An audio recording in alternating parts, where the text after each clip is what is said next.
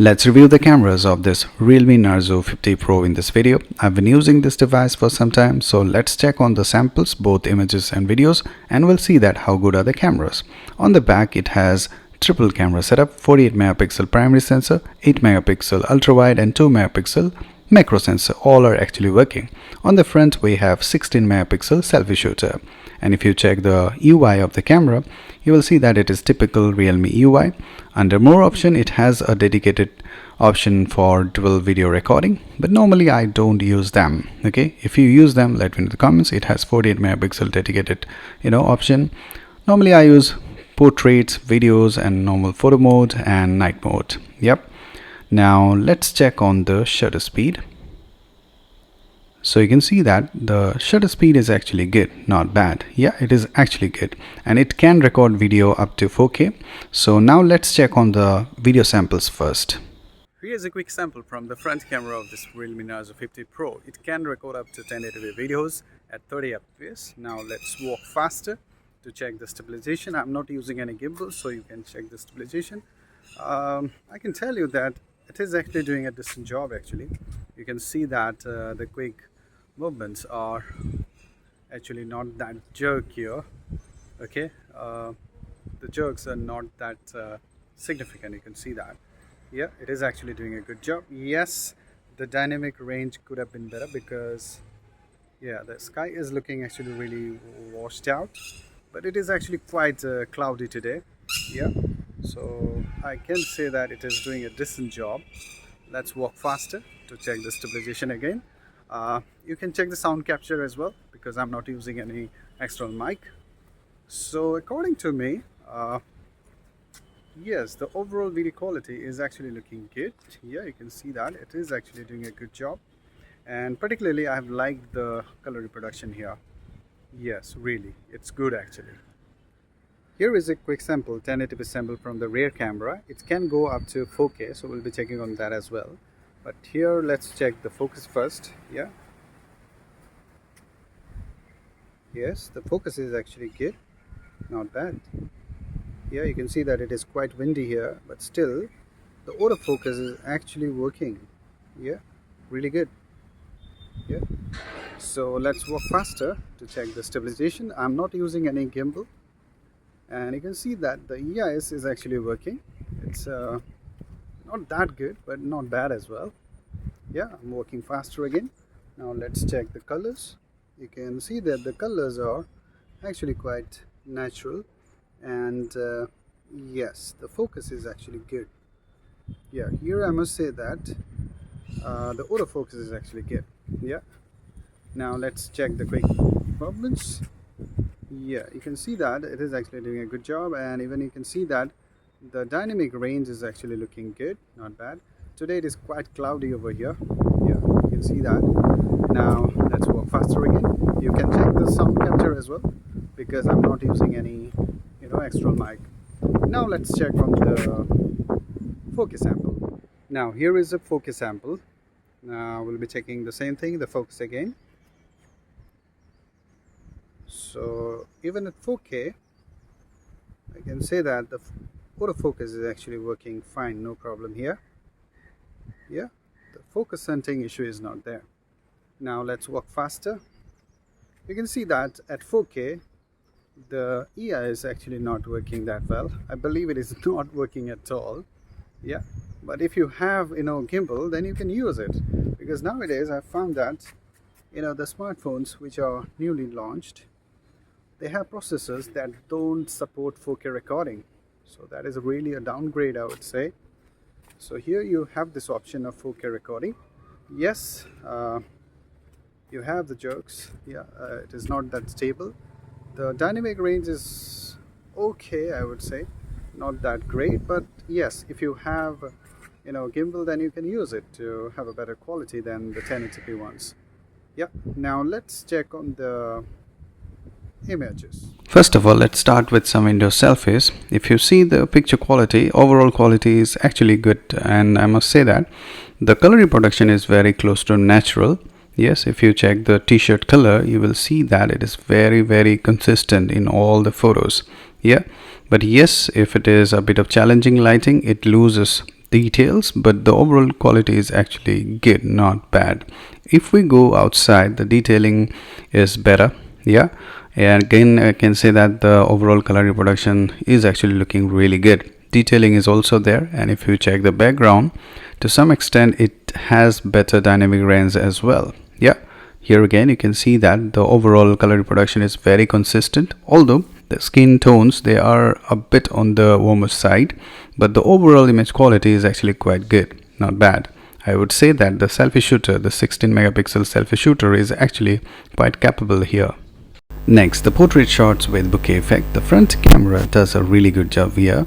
You can see that the overall image quality is looking good. Color reproduction is very consistent. The skin tones, they are looking very close to natural. The only problem I found is that the edge detection is not that good. The depth effect is okay, but the edge detection is not that precise in most of the photos that I have taken. But overall, the selfie shooter is actually doing a good job here. But if we switch to rear camera, here things change. Here I have found that it fails to focus sharply on the object, and the depth effect is also not that good, and you have to adjust the distance a lot to take a good looking photo. So in case of rear portraits, particularly with non-human objects, I have found that it is not that good. Overall image quality, if you have a really steady hand and if you adjust the distance, then you can have good looking photos. Here you can see that here I've got it, but most of the times it fails. Okay, that's the problem. And another thing is that if you switch to human object, here things change drastically because the color reproduction is a bit odd here. If you check my skin tone, it is very warm. Yeah, it has some kind of weird reddish tone, but sometimes it captures natural colors. Yeah, but sometimes the color reproduction fluctuates a lot and the saturation is there. Yeah, but sometimes it does good. Here you can see that it is good here, but most of the times it is very fluctuating. And if we talk about the macro camera, you can have close-up shots. Here you can see that color reproduction is a bit oversaturated. Yeah, it is not that consistent, but yes, details are there. You can use it if you want to use it, but let me know in the comments that whether you really use the macro lenses or not, because most of the times I found that I don't use them. Yeah, otherwise it is actually good, not bad. You can see that detailing is there. Color reproduction is also looking good, not bad. Now if you check the HDR photos, here you can see that color reproduction is a bit oversaturated, but I'm really impressed with the dynamic range here. You can check the clouds. It was a bit cloudy, but still it has managed well, and you can see that the exposure is also looking good. All the things are visible there. Also overall image quality is looking good, but yes, detailing could have been better, but yes, it is actually doing a decent job, not bad. And the ultra wide angle camera is also good actually, and I'm really impressed to see that the dynamic range is actually good, not bad. Detailing is there, but not that good, but it is usable. It's not like that you can't use this wide angle lens. If you're in need, then you can use it. The overall color reproduction is also looking good, consistent actually, unlike the portrait shots. Now finally the night photography. Here you can see that the front camera, if there is adequate lighting, it can capture details, and I'm really impressed with the color reproduction of the front camera. It is very close to natural, and it is very consistent as well. Yeah, you can see that if there is light, it can have good looking photos, but if the lighting is very challenging, then it struggles like most of the other devices. Yeah, so front camera is good, not bad. The rear camera is actually very average, I would say. Here I was expecting better results, but it is quite average, nothing special here. It fails to capture details. You can see that the noise reduction is also not that good, but no complaints here considering the price. And even if you compare it with other phones, we don't have any significant difference. So it is actually usable, but the results are not that impressive. Yes, if the lighting is adequate, you have good looking images, but yes, you can't expect better results. Here you can see that the exposure is also not handled well, but yes, it is usable. So I'm not that impressed with the low light photography. So I believe that after checking on the samples, you've got a good idea about the camera performance of this device. To be honest, I'm actually quite satisfied with the performance. Particularly the video recording is actually good, because for someone like me, 4K recording is must. So if you are in need, then this one can be a good option, because if you have a good gimbal and or any good tripod, then you can have stable videos using the camera of this one. Because nowadays the recent launches particularly, they don't have the option of 4K recording. Okay, if you are not in need of 4K recording, then this is not a matter of concern for you. But yes, if you need 4K recording, then this one has that. Plus the overall video quality is actually good. Stabilization is also good if you record videos at 1080p, and the selfie shooter is actually really good. I'm really impressed here, because the color accuracy is there. It is quite consistent, the selfie shooter particularly. But I can't say the same thing for the rear cameras, because the portrait shots are really bad, I would say. Yeah, the HDR photos, wide angle lens, they are good. Yeah, close-up shots are also looking good, not bad.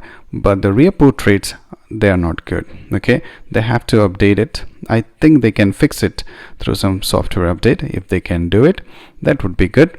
And the low light photography is also quite average, but no complaints here, because most of the devices under 20,000, they struggle when it comes to low light photography. So I must say that it's a really balanced performance, and it is still a really good option under 20,000. If your topmost priority is performance, then this one is a really good option. So what do you think about it? Let me in the comments. According to me, still this one is a really good buy.